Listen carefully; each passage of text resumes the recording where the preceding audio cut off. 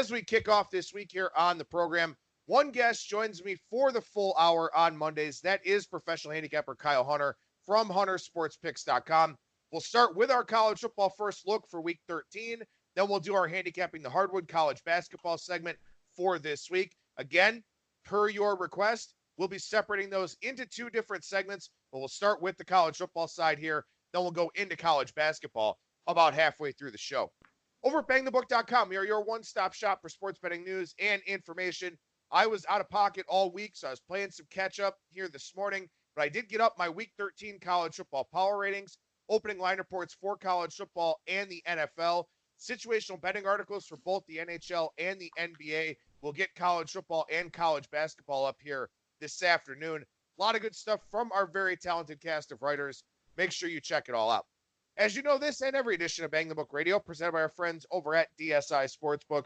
BTB and the number 200 is that promo code. 100% deposit match bonus for the sportsbook, 100% deposit match bonus for the live casino. At BetDSI, it's only a game until you bet it. One guest, two segments. It's our Monday edition of the show here. Professional handicapper Kyle Hunter from huntersportspicks.com joins me. Kyle, how's it going today, man? Going well. How about yourself, Adam? Doing very well, buddy. Appreciate your time as always. And we had some really good college football calls on last week's show. We had some good college basketball calls as well. I think it was a very successful show, albeit with the shortened week. And you had a pretty successful weekend yourself. I did, yeah. A really good weekend. 14-4 this past weekend. I just felt like I did a good job cutting down the card. Some of the times, I get really frustrated when the leans do really well and the plays don't.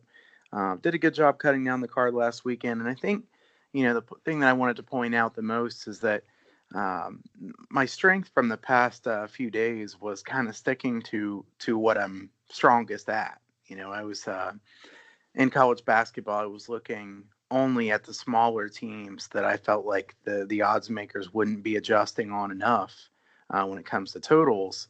That ended up working out really well. As I've said, I don't know every team in college basketball as well as I will here later in the year with a lot going on here of late. So narrowing it down, kind of like we talk about with specialization, really worked well for me here for the last few days. And in college football, I hadn't done too well with my sides, have been doing really well with totals. So only played one side this past weekend, a bunch of totals, and it ended up working out well. So definitely nice to have a really good weekend. Yeah, that's an important thing. Again, you got to play to your strengths. And in particular here, I mean, we're 10 days away from the Thanksgiving holiday. Then you've got all the hustle and bustle of Christmas and Hanukkah and Kwanzaa and Festivus, whatever it is that you celebrate out there. Time becomes a factor at this time of the year, especially if you've got kids and they're in Christmas pageants and plays and God knows what else is going on out there. You really have to prioritize and be very efficient with your time, and focusing on the areas that you've succeeded at is something that is very important to do, not just throughout the year, but in particular at this time of the year where, again, you're going to be pulled in a lot of different directions. Yeah, I think this time of the year is a really good time to do something like that because there are so many games in every sport. You can't handicap every single game fully. So I'd rather really go in depth with a few games than I would, try to handicap every game very quickly. So, that was something I wanted to point out here today is that, just focusing on one small area where you think you have a bigger edge, I think makes a lot of sense this time of the year. Well, and again, at this time of the year, you look at the college football board from Saturday, rotation numbers going from, 319 to 404 with just FBS games. Then you've got, obviously, a full slate in the NBA. There were 8 NBA games on Saturday. Tons of stuff in college basketball, as we know. Full slate of hockey games. I think there were 15 hockey games on Saturday as well. Not to mention you had a UFC card, too. So, again, at this time of the year, so many sports markets going on. Prioritize. Be smart with your bankroll. It's early in the college basketball season. We will talk college basketball later on in the show. But maybe at this point in the year, you go with a half unit or 3/4 of a unit, whereas in college football, where you've got all these data points, go ahead and bet your full bet sizes because we know what we're working with a lot of those teams.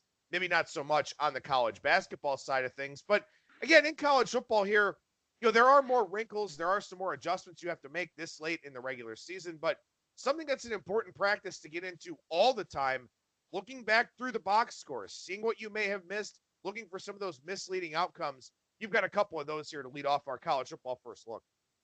Yeah, Iowa beats Minnesota 23-19. Minnesota outgained Iowa 431 to 290. They lost the turnover margin by 1, and they had 52 penalty yards compared to only 16 for Iowa. So, I didn't get to see that game very much. I do think that, it was a very favorable spot for Iowa. Minnesota had a chance to win that game, even though they got behind early in the game. I think that was probably about what you would expect from a game like that. And I wouldn't take too much negatively out of that game from Minnesota. No, I wouldn't either. And of course, too, Minnesota dug themselves a 13-0 hole. That scripted drive for Iowa, they go right down the field. Minnesota misses a field goal. Iowa scores again. All of a sudden, it's 13-0. Then for Minnesota, they get all the way down inside the 10-yard line, settle for 3, make it a 13-3 game. Probably should have went for it at that point in time. Turnover on downs after another Iowa touchdown. So they just kind of got themselves buried a little bit early on in that game. Now, of course, the flip side being that, maybe Minnesota throwing the football a little bit more leads to some of that yardage discrepancy. But it's very important to factor in, how these games start for these teams. Minnesota was in a bad spot off that Penn State game, biggest win for the program in 50 years. All of a sudden, you're down 20-3 because you missed a field goal, came up short in the red zone, and weren't getting any stops. Games can kind of snowball a little bit. The fact that Minnesota came back and really was the better team for the second half of that game, I think speaks volumes about where this program's at. I think that's a game where, yeah, they lost, and now their college football playoff hopes are gone, but that's still an impressive bounce-back effort in the second half, and I think that just shows you PJ Fleck's fingerprint on this team. Yeah, I agree. I was actually pretty impressed when I looked at that box score, knowing that they were down pretty big early on. And like you said, certainly that can skew the stats a little bit, but Iowa didn't do much after they got that lead. Maybe you could argue that Iowa probably got a little bit too cautious. Not a team that is too aggressive to start with their play calling, but still an impressive showing there from Minnesota to really fight and have a chance there at the end of that game. The other misleading game, I was going to say, Cincinnati 20, USF 17. USF had 438 yards to 278 for Cincinnati. Desmond Ridder for Cincinnati was only 9 of 18 for 78 yards. This is a game Cincinnati was really fortunate to win. Cincinnati had moved down a bit in my power ratings here. They've had some fortunate wins the last few weeks. I remember the East Carolina game and then this USF game. Cincinnati, a good team, but maybe not quite as good as I thought they were going to be. Yeah, and then that game against Tulsa, they were actually outgained by 60 yards. Tulsa had 5 more first downs. Cincinnati had 5 takeaways in that game. Tulsa was -3 in turnover margin. So this is 3 of the last 4 games. And the only game where Cincinnati, really showed well, they played UConn. And UConn is just absolutely terrible, as we all know. So 3 of their last 4 games against opponents with a pulse have been misleading final scores for the Bearcats. They were badly outgained by East Carolina in that 46-43 game a few weeks ago. So you look at it here this week, maybe Temple doesn't trip them up. They're about a double-digit favorite in that game. I think my line's 11. Market line is 10, 10.5. But when they play Memphis on a short week on the road November 29th, I'd be real worried about Cincinnati there. I would too. And Temple as a dog would be my lean in this week's game, to be honest with you. Not a big power ratings play by me. Just, Cincinnati has not been blowing people Bad out. Spot too. Yeah. This is a look ahead spot for them. So, Temple has been good at home rather than on the road, but I think Temple's defense should travel pretty well. So I would certainly lean Temple in that game. And then I agree with you. I would want to play Memphis. In the one hand, maybe it sets us up a really good opportunity if Cincinnati wins big this weekend to play Memphis. So I'll be watching the outcome of that one pretty closely. Well, and we'll circle back to Kansas State here, which I know is the first point you have listed in your notes about the regression stats. But we will talk about Temple because Temple is a team that has some positive regression possibly coming. And who knows, maybe this week. Yeah, Temple's 21st in yards per play allowed, but they're 49th in points per game allowed. I think this defense is better than they look, better than most people realize. Obviously, this coaching staff is known for having good defenses, questionable offenses, playing a lot of close games. I think Temple's defense is a solid defense, and that's part of the reason I would lean them plus the double-digit points. Yeah, and Temple, too. I mean, that was the game last week against Tulane. Tulane took just about all the money in that game early on in the week, and Temple comes away with the outright win. So, maybe this Temple team, maybe we did see some of that positive regression defensively in that game. Tulane only had 7 points until the fourth quarter of that one. Maybe this is a bad spot for Cincinnati. Maybe we've kind of uncovered a pretty strong play here in Week 13. Yeah, maybe I need to look at this one some more. Obviously, it's only Monday, and I don't have a big power ratings overlay or anything, but just situationally, it doesn't seem like a great spot for Cincinnati. It's either it's play Temple or stay away from for me, certainly. All right, so we go back to that first point that you were going to mention here in terms of the regression stats as we take a look at Kansas State from the Big 12. Kansas State's 99th in the country in yards per play differential at minus 0.57 yards per play. I remember you mentioning that you like West Virginia last week, and I want to say that was a really good call there. So Kansas State probably would have been a good regression candidate to talk about a couple weeks ago or last week, but I really still think that this Kansas State team is not quite as good as most believe, even after that loss. Yeah, and you look at this one, Kansas State did outgain West Virginia by 102 yards, -2 in turnover margin.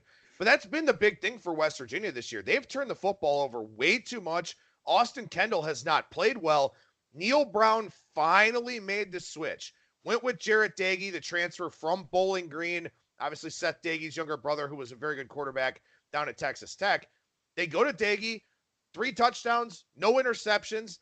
Didn't blow anybody's mind on the stat sheet, but they didn't turn the football over, and they were able to get that win over Kansas State here in this one. And Kansas State, I mean, look, you give them a lot of credit. You give them full marks for their resume here.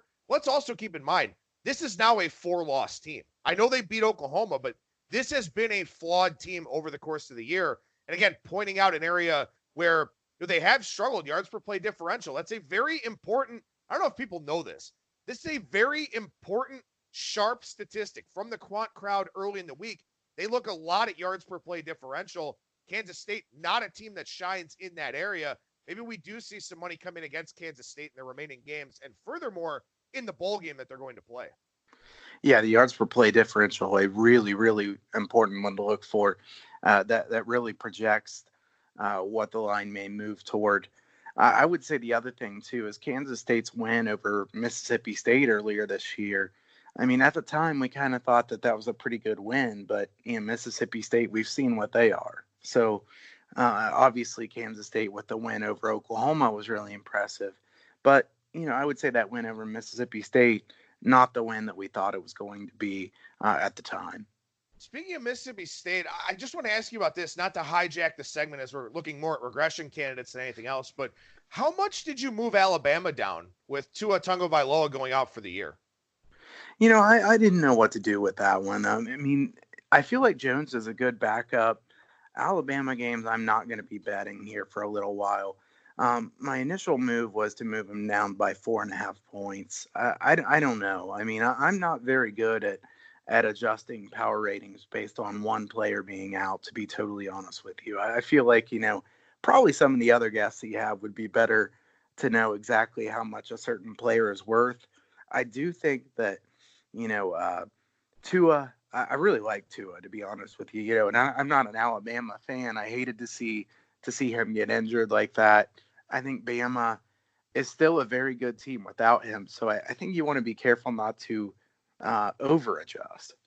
Yeah, I went 4 points myself, just because, you are going from a Heisman contender to something of an unknown here in Jones. Also, Raekwon Davis getting hurt in that game. We'll see if he's able to go in the Iron Bowl, because Alabama, I think, plays Western Carolina this week, so it doesn't really matter. But next week they play Auburn, where you probably use a guy like Raekwon Davis in that one. So I think 4.5 is pretty fair.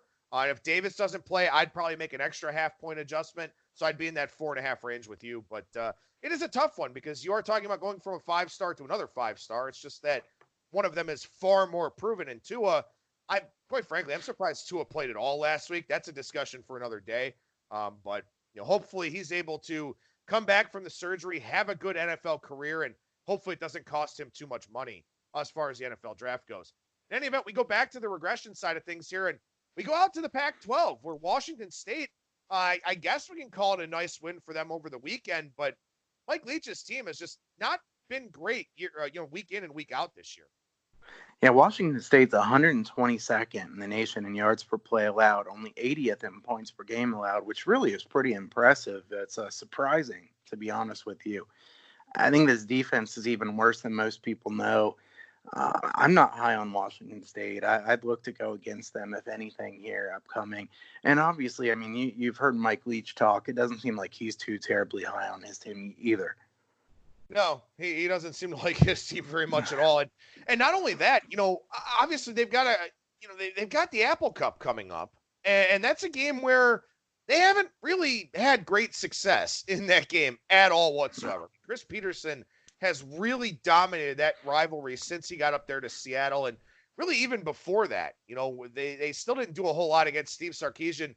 6 in a row for Washington in that head-to-head series, and that's the next big test. But in the last 6 games here for Washington State, 15, 14, 17, 10, 13, 17 against the Huskies. And if their defense is that bad and they're going to be held in the teens, that could be a runaway train type of game for the Huskies. Yeah, I would lean toward Washington, definitely. I wonder what the number will be there. But, Washington State, to me, not a very good team. I think that, they will probably be exposed. I actually don't even really like this week leg, the points. This is a Washington State team that has quite a few issues. I would say that, this is a team that Mike Leach is probably pretty right about. They're just not the team that he's had in some of the past seasons. San Diego State, who's 8-2 on the year, plus 0.10 yards per play, which is 71st in the nation. We might talk about them a little bit here later in the show, but I think this is a different team than they've been in the past. Yeah, this is a San Diego State team that's just, it's rough. I mean, it's hard to watch. And I know Ryan Agnew put up some yardage last week in the game. I think he was 340 yards or something like that. But you watch him and it's not there. This defense is good. This defense is good year in and year out for the most part with that 3-3-5 Rocky Long stack. But this almost feels like a Buffalo Bills type of situation, to draw a parallel to the NFL, where people just aren't really buying into this team. And again, they're going to go to a bowl game where someone's going to get to look at the 3-3-5 for a while. It'll be interesting to see where they go for their bowl game, especially with a good record here. But, again, I don't mean to keep putting the cart way in front of the horse here, but also, as you and I were talking about just in general this week, the college football card is not very good, which is kind of why, almost by design, we're sort of looking ahead to next week or the bowl season here with some of these teams. Yeah, it's a rough card, to be sure. A couple more regression ones real quick is, Oregon State's opponents have only made 10 out of 20 field goals against them so far this year, which, that's pretty hard to imagine. You can't imagine that would continue. And opponents are 13 for 13 on field goals against Colorado State so far this year. So the opposite ends of the spectrum there. Colorado State's a team we've talked about a few different times. And I don't know if I can take them here in this Friday night game against Wyoming. This line's actually moving on Colorado State right now as we're doing the show. Wyoming was a touchdown favorite, down to 6.5.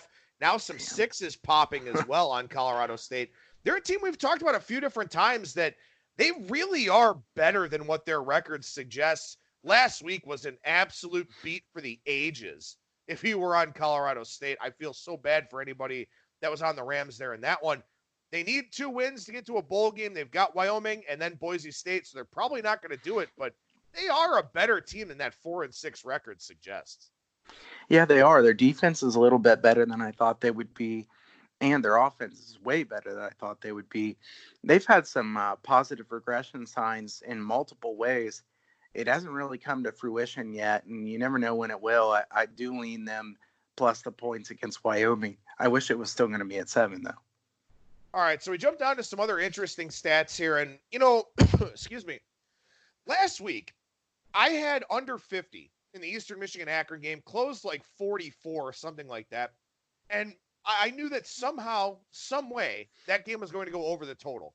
Awful weather, miserable cold. It was a terrible game, of course. Of course it did. But Akron, we could find a way to talk about Akron every week on this show if we wanted to.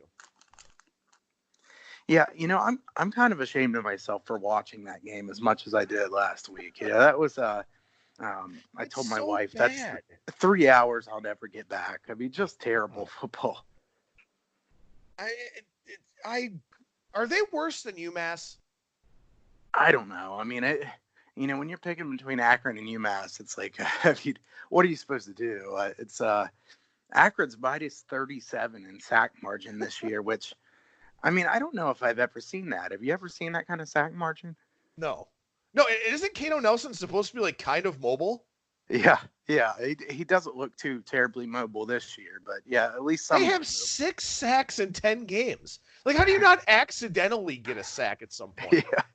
And I mean, they played against UMass. You would think they had some opportunities to pick up some sacks against some weak teams. And as we've said before, the MAC is a very weak league. The fact that they look as bad as they do is really something. I will say that I'm kind of growing tired of betting on MAC games, to be totally honest with you.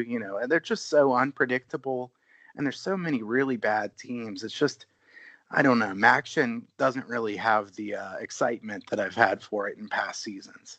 No, the MAC is awful. I mean, it's just a bad conference. And that's the thing, usually on the college football first look here, we kind of talk about the weeknight games.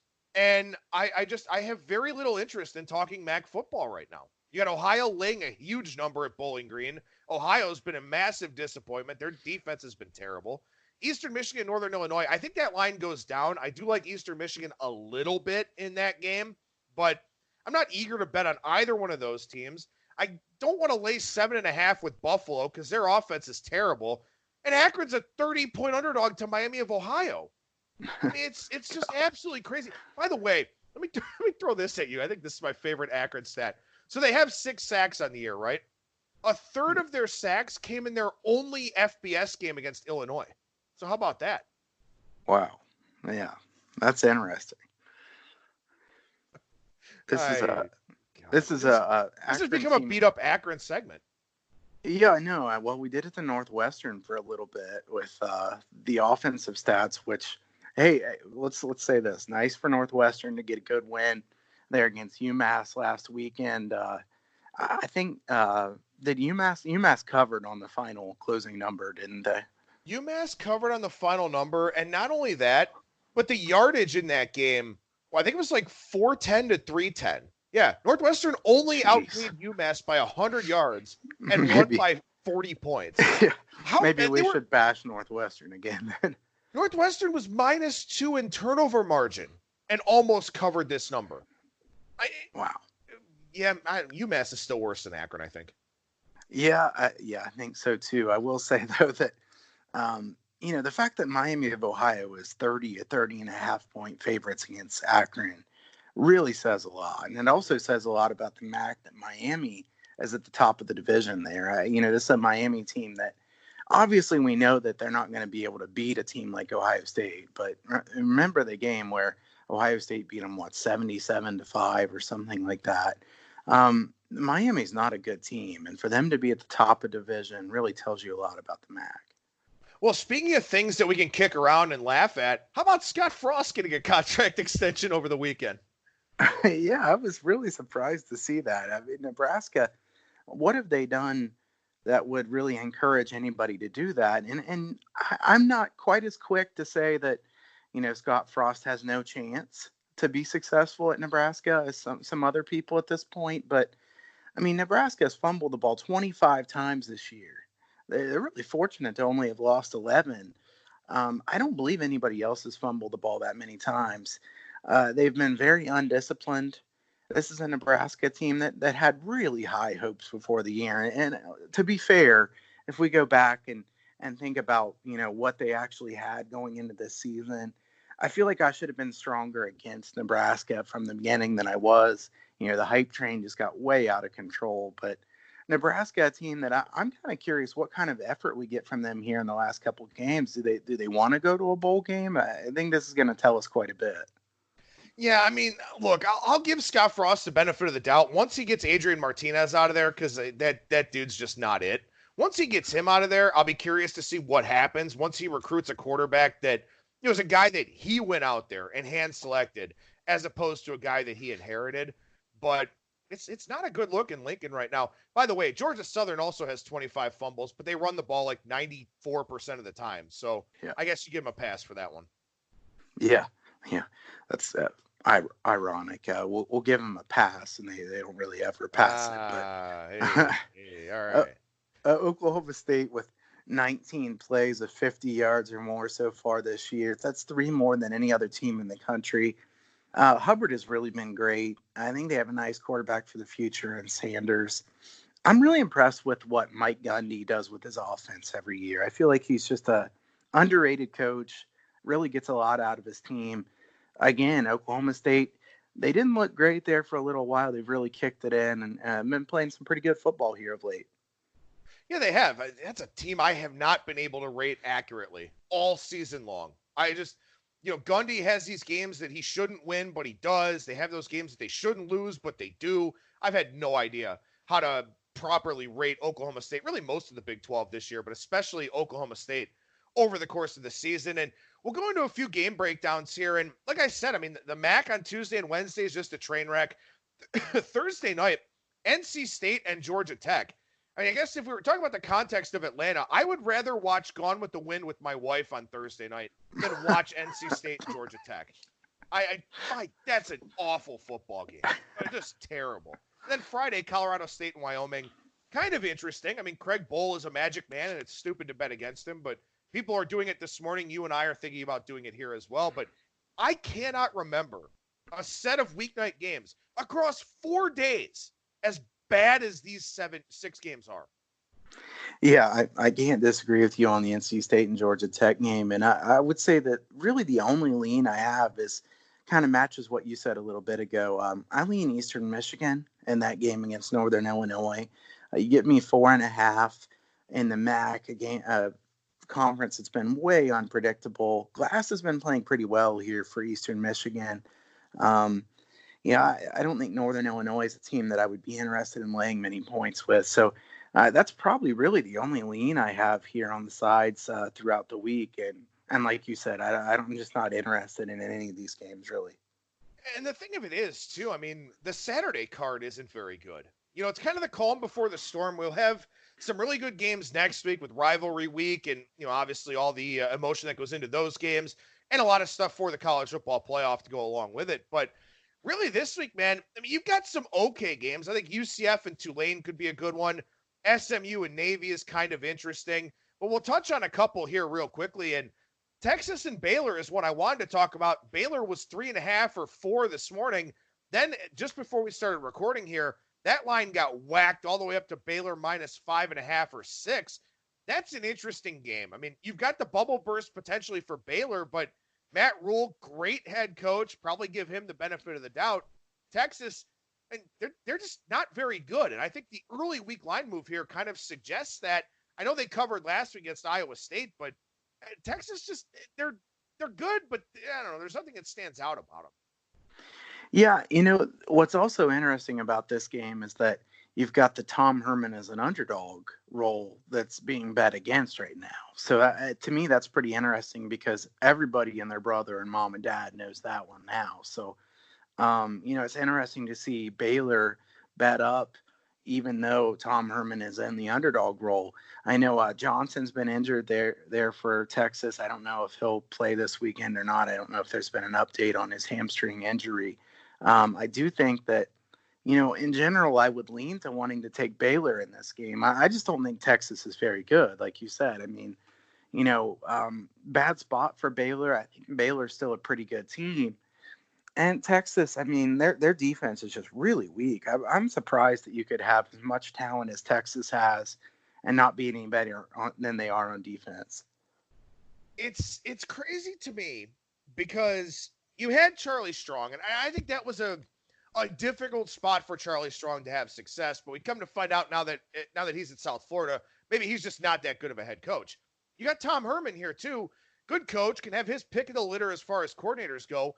And Texas's defense still isn't any better. Like you said, with all that talent, I don't know what's going on there in Austin, but there's some sort of disconnect here. And I don't know what it is. And maybe I'm just looking, too broad of a spectrum here for this game in particular, but there's something that's just not working. There's some sort of short circuit there at Texas. And I don't know what to do with this team because, again, you have to respect the talent level, but rarely do they put it all together. Right, absolutely. I mean, this is a Texas team that's getting most of the bets right now, 53% of the bets, but 60% of the money is on Baylor. So you've definitely had some sharp money coming in here and taking Baylor, thinking that number was too, PR-wise, this number is a little bit too short. I'm not anxious to go just pulled an Atlanta Falcons there last weekend. So, I mean, the fact that they were able to lose that game that was really their Super Bowl. I mean, that game was everything to Baylor. Do you really want to lay points with them the next weekend? I mean, I don't know. I mean, this is a tough game. I don't want to take Texas. I'm low on Texas. I've been low on Texas all year. So it'd be Baylor or pass for me. But the only other thing I might consider here would be the under. I think Baylor has kept games lower scoring in general based on their defense just being quite a bit better than most people think. Real quickly here, because I know that you don't get too involved in Ohio State games unless you feel like you've got a big edge one way or another. Game 211, 212 here is Penn State and Ohio State. Ohio State, 18.5-point favorite. 18's mostly the predominant number there, but I think 18.5 probably shows up across most of the market here later on today. They've had problems with Penn State. A lot of problems with Penn State. What do you think about this one? Yeah, I mean, I want to know if KJ Hamler is going to be okay or not. I know that, he is a huge part of Penn State's offense. They really need him badly. He went out of that game against Indiana. I did have Indiana in that game in cash. It was the right side. Pretty close game throughout. I don't think Penn State is a great team. And this is not me trying to bash Penn State in any way. I think that Penn State has had a fairly favorable schedule. Penn State has way too many negative plays on offense for me. This is a team that, plays from behind the sticks way too often. They've been able to get away with it. And, they run the quarterback a decent amount. Clifford has been able to get more yards than you would think. Not a great runner, but he's kind of shifty. I don't think that'll work very well against Ohio State. I think that they need to not get into those third and longs and expect him to be able to run for a first down. I think Ohio State, didn't play very well against Rutgers, and yet obviously they still won by a lot. Kind of looked ahead to this game and then probably the game after this. But, to me, I could only bet Ohio State here. I think that, this is a spot where Penn State, to me, is still a bit unproven, especially against a team that's really an elite team.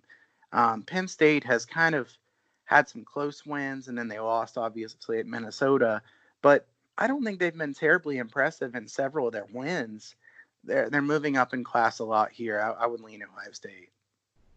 Yeah, I would think so too. I mean, Ohio State's just a different animal than really just about everybody else in the Big Ten. I don't know if Penn State's ready for it. I really don't think so. I don't know if Clifford's ready for it. I don't think they have enough playmakers. I don't think their defense is good enough or fast enough to keep the Buckeyes in check. It would have to be Ohio State for me here. I'm not going to play the game, but that would be the only way I could look. One other game on the college football side, just because you mentioned it, we talked about it a little bit before we started recording here. 215, 216, San Diego State and Hawaii is a game you've got a little bit of interest in. Yeah, I'm interested in this game for a couple of reasons. First of all, I don't think San Diego State is nearly as good as they've been in past years. And I like Rocky Long a lot. He's a really good coach. I don't like going against him very much. I would have to take Hawaii if I was taking a side here, though. I just don't think that San Diego State can score enough points to keep up with Hawaii. I think that, obviously San Diego State's been a great under team. I would lean to the under in this game if the number's high enough here. The problem with it is you would think Hawaii will score a decent amount of points. I mean, their offense has been really good regardless of whether it's been Cordero or McDonald at quarterback. San Diego State's pass defense is pretty good, but not great. And Ryan Agnew is just not good enough. I know he put up a lot of yards there last week. He's not a good quarterback. This is a guy who makes some really questionable decisions, cannot throw the ball downfield well at all. You know, they do a lot of the short passes. I feel like San Diego State is way too predictable on offense. And, you know, given all that, the only way I could look here would be Hawaii or maybe the under.